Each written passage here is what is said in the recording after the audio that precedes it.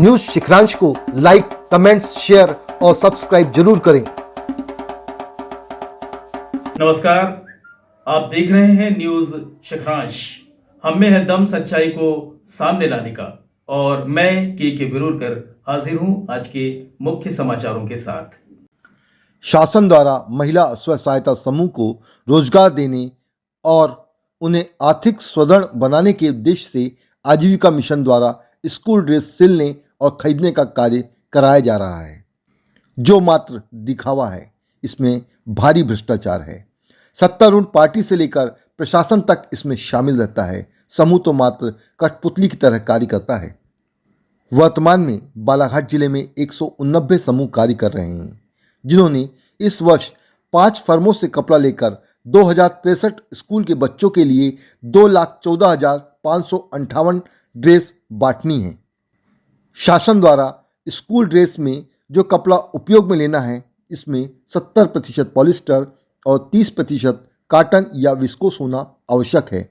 शासन द्वारा प्रत्येक ड्रेस के लिए 300 रुपये का रेट भी निर्धारित है। पर दुर्भाग्य, जो नौनिहालों के लिए, जो बच्चों के लिए ड्रेस वितरित की जा रही है, ना तो उसमें क्वालिटी है, ना साइज और ना ही उसकी सिलाई मजबूत है, जो कि एक जांच का विषय है। पहली चीज़ तो इसमें जो शासन ने राशि निर्धारित की है वो बहुत कम है, वो राशि बढ़ाई जानी चाहिए। और शासन आजीविका मिशन के तहत जो बहुत सारी हमारी महिला सहायता समूह जुड़ी हुई हैं, उन सहायता समूह को स्वरोजगार देने के लिए, उनको आर्थिक रूप से सुदृढ़ बनाने के लिए उनके माध्यम से सिलाई का कार्य किया जाता है और कपड़े खरीदने का भी काम उनके माध्यम से किया जाता है। लेकिन मैं आपको बताना चाहूँगा कि इसमें भारी भ्रष्टाचार है। ये केवल समूह नाम मात्र के दिखाया जाता है, समूह के द्वारा खरीदी, लेकिन इसमें पूरा तंत्र, शासकीय तंत्र इन्वॉल्व होता है। राजनीतिक जो सत्ताधारी दल के लोग हैं वो इन्वॉल्व रहते हैं और खरीदी केवल समूह को ये कहा जाता है कि ये फॉर्म है, आपको इससे खरीदी करना है। वो पहले से ही तय हो जाता है। फिर उसमें एक फॉर्मेलिटी कराई जाती है, 3 कोटेशन बुला के उसमें दिखाया जाता है कि महिलाओं सहायता समूह की महिलाएं गई, पसंद करी और खरीदा। एक्चुअल में ये सब कुछ नहीं होता है। सही मायने में ये है, उसमें जो हो रहा है वो एक भारी भ्रष्टाचार हो रहा है।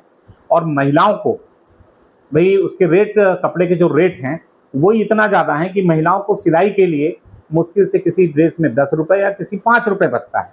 अब ये उसको दिखाते हैं कि नहीं, महिलाओं को उससे लाभ प्राप्त हो रहा है, तो आप थोक में किसी महिला को आपने कपड़े बनाने के लिए दे दिए, ठीक है। अब वो महिला को लग रहा है कि मेरे को 5,000 सिलाई के पैसे मिल गए, तो उसको लग रहा है कि मुझे 5,000 मैंने कमा लिए। लेकिन सही मायने में उसका आकलन करेंगे, वो एक ड्रेस सिलने में के लिए जितना समय लेती है, जितना समय उसका जाया होता है, उतने समय में वो अगर प्राइवेट रूप से कपड़े का सिलाई करती है तो ज़्यादा पैसा कमा सकती है। अगर एक ड्रेस स्कूल के बच्चे का आप किसी भी प्राइवेट टेलर से सिलाएंगे तो 400-500 रुपये की वो सिलाई आएगी। वही काम, टाइम उतना ही लगना है, महिलाएं टाइम उतना ही लेती हैं, ठीक है। लेकिन उनको मिल कितना रहा है, 10 रुपये, 20 रुपये, 50 रुपये, मैक्सिमम 50 रुपये, तो उससे ज़्यादा नहीं मिल रहा है। तो उस महिला का, तो मैं ऐसा समझता हूँ, शासन उसको सुदृढ़ करने के बजाय, आर्थिक रूप से सक्षम करने के बजाय, शासन द्वारा उन महिलाओं का शोषण किया जा रहा है। कपड़े की क्वालिटी जो अभी जो मिल रही है मतलब बच्चों को, उसका एक जो नियम है कि 70% उसमें पॉलिस्टर, 30%।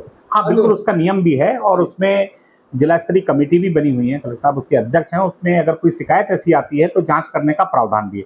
अगर ऐसी शिकायत है तो निश्चित तौर पर जांच का प्रावधान, उसमें जांच होना चाहिए।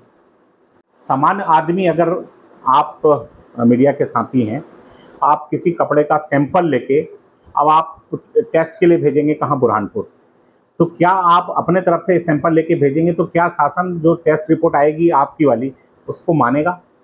नहीं मानेगा। ये तंत्र है, एक सिस्टम ही ऐसा बना दिया गया है कि जांच भी हम ही करेंगे ना, जांच भी हम ही करेंगे, तो हम हमारे खिलाफ कैसे प्रूव कर लेंगे? आप जांच करके दोगे कि भ्रष्टाचार हो रहा है तो हम तो मानेंगे नहीं ना। ये तंत्र ही ऐसा बना दिया गया है, तो आप उसमें क्या कर लेंगे? ये भ्रष्टाचार मुक्त सरकार की बात कहते हैं, लेकिन मुझे कहीं से भी नहीं लगता कि ये भ्रष्टाचार मुक्त सरकार है। मैंने अभी आपको बताया कपड़े वाली बात पे, मैं इस पे मेरा विधानसभा प्रश्न भी था, ठीक है। और लेकिन दुर्भाग्य ये है कि उसकी शिकायत मैं इसलिए नहीं कर पाया कि ये पूरी कार्यवाही है, हमारी ये जो समूह की महिलाएं हैं, समिति की महिलाएं, इनसे ये कार्यवाही कराते हैं, तो जो भी फंसना होगा बेचारी महिलाएं उसमें फंसेंगी अगर मैं शिकायत करता हूं, तो इसलिए मैं उसको जांच भी नहीं करा सकता हूं। तो इन्होंने एक सिस्टम ही बनाया हुआ है। सर अपना परिचय बताइए। मैं ओम प्रकाश बेदवा, जिला परियोजना प्रबंधक, राष्ट्रीय ग्रामीण आजीविका मिशन। जो गणवेश बट रही है, गणवेश की क्वालिटी को लेकर बहुत सारी बातें सामने आ रही हैं। जी जी। सबसे पहले तो आप ये बताइए कुल कितनी गणवेश बांटी जानी है? बालाघाट ज़िले में जो है वो 2,14,558 ड्रेसेस का वितरण किया जाना है। जो गणवेश की क्वालिटी पर बात होती है, बात करें तो जी। कितने प्रतिशत उसमें जो है वो पॉलिस्टर और या अन्य कॉटन रहना जी। चाहिए? तो इसके लिए शासन ने निर्धारित मानक किए हुए हैं, जो 67-70 पॉलिस्टर का जो रेशियो है और 30 कॉटन विस्कस है, वो मानकों के आधार पर, मतलब ये शासन के ही निर्धारित मानक हैं। दूसरी बात सर, ये बहुत सारी चीज़ें आ रही हैं, जो बच्चों की जो ड्रेस है वो प्रॉपर साइज़ में, मतलब इसको लेकर बहुत सारे विवाद आ रहे हैं सामने कि नहीं, ड्रेस इससे- छोटी है या बड़ी है।